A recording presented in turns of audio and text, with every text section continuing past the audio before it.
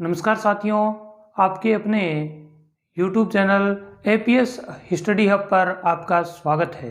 हम पढ़ रहे थे राजस्थान के दुर्ग और इसी कड़ी में आज राजस्थान के दो छोटे किले जिनके बारे में हम अध्ययन करेंगे, लेकिन बहुत महत्वपूर्ण है, जिसमें सबसे पहले हम जो पढ़ेंगे वो है चोमू का किला। अब इसे चोमू का नाम चोमू क्यों हुआ, इसकी पूरी जानकारी हम इसमें पढ़ते हैं। तो देखिएगा, चोमू का किला, और चोमू का किला जो है ये कहां पर स्थित है? तो चोमू जयपुर में स्थित है। चोमू का किला चोमू जयपुर में स्थित है। चोमू के किले की सबसे पहले बात करते हैं कि इस किले का निर्माण किसने करवाया। इस किले का जो निर्माण है 1595 से 1597 के मध्य ठाकुर कर्ण सिंह ने करवाया। 1595 से 1597 के मध्य किसने करवाया? ठाकुर कर्ण सिंह के द्वारा करवाया गया। ये जो चोमू का किला है इसे हवा मंदिर किला भी कहा जाता है। हवा मंदिर किला। इसके अलावा देखिएगा, चोमू के आपको उपनाम ध्यान रखने हैं, और चोमू को चोमू क्यों कहते हैं इसकी पूरी जानकारी तो देखिएगा आप। चोमू के उपनाम आपको याद रखने के लिए और चोमू को चोमू क्यों कहते हैं तो आपको याद रखना है कि राजस्थान में जितने भी किले हैं उनमें चौधर किसकी है? चोमू की। तो चोमू की चौधर। चोमू के किले की क्या है भाई? पूरे राजस्थान के जितने भी किले हैं उनमें किसकी चौधर है? चोमू के किले की चौधर है। चोमू से आपको ध्यान रखना है किस किले की बात कर रहे हैं? चोमू के किले की बात कर रहे हैं, और यहां से इसके उपनाम पढ़ते हैं। देखिएगा, सबसे पहले चो से इसे कहा जाता है चोमुहागढ़। क्या कहा जाता है? चोमुहागढ़। क्योंकि चोमू का जो किला बना हुआ है इसके चारों दिशाओं में 4 दरवाजे हैं, और इसी के नाम पर इसका नाम क्या था? चोमुहागढ़। और जिसको हम जो है छोटे रूप में क्या बोलने लगे? चोमू कहने लगे। तो चोमू कैसे बना? 4 दरवाजे होने के कारण इसे क्या कहा गया? चोमू कहा गया। तो चो से याद रखना है चोमुहागढ़, पहली बात। इसके बाद में 2 नंबर पर आप याद रखिएगा धै से, कि धै से इसका क्या नाम है? तो इसे कहा जाता है धारगढ़। कई बार प्रश्न पूछ लिया गया है कि निम्न में से चोमू के गढ़ को या किले को कहा जाता है या नहीं कहा जाता है, तो ध्यान रखना इसे धै से क्या कहते हैं? धारदार गढ़ भी कहा जाता है। 3 नंबर पर हम बात करते हैं कि इसे रै से क्या कहते हैं? तो रै से इसका उपनाम है रघुनाथगढ़।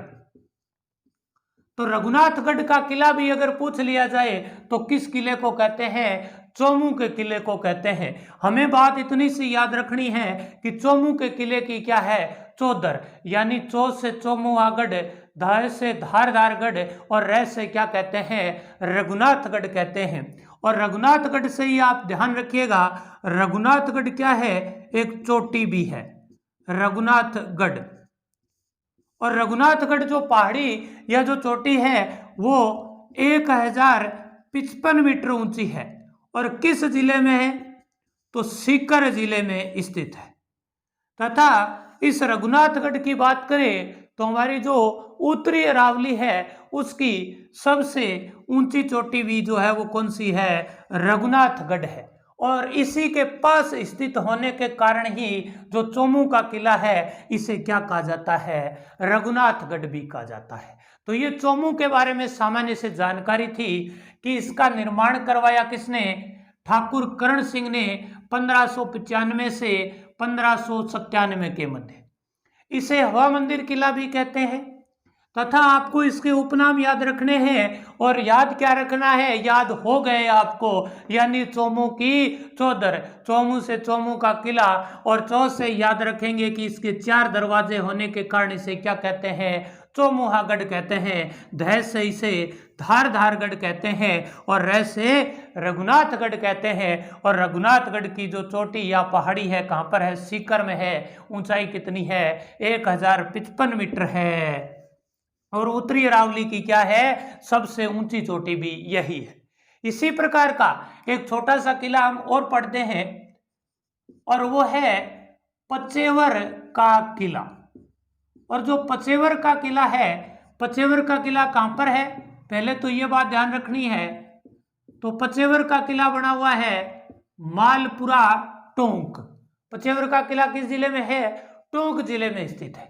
ध्यान रखना, जो पचेवर का किला है अगर इसकी बात करें तो इसके जो चारों कोने हैं, जैसे हमने चोमू के बारे में पढ़ा था कि चोमू के चारों दिशाओं में चार क्या है, दरवाजे, इस कारण उसे चोमू कहते हैं। इसी प्रकार ये जो पचेवर का किला है, इस चारों कोनों पर 4 बुर्ज बने हुए हैं। चारों कोनों पर क्या बने हुए हैं, 4 बुर्ज बने हुए हैं। इस कारण जो पचेवर का किला है इसे क्या कहते हैं, चौबुर्जा किला कहा जाता है। तो चौबुर्जा किला किसे कहते हैं, पचेवर के किले को, जो कहां पर स्थित है, मालपुरा टोंक में स्थित है। और अगर पूछ लिया जाए चौमुहागढ़ का किला कहां पर स्थित है, तो कहां है, चोमू जयपुर में स्थित है। तो ये इन 2 किलों के बारे में सामान्य जानकारी थी। इसी प्रकार अन्य किलों के बारे में भी हम पढ़ते हैं अगली क्लास में। तब तक के लिए धन्यवाद। राम राम।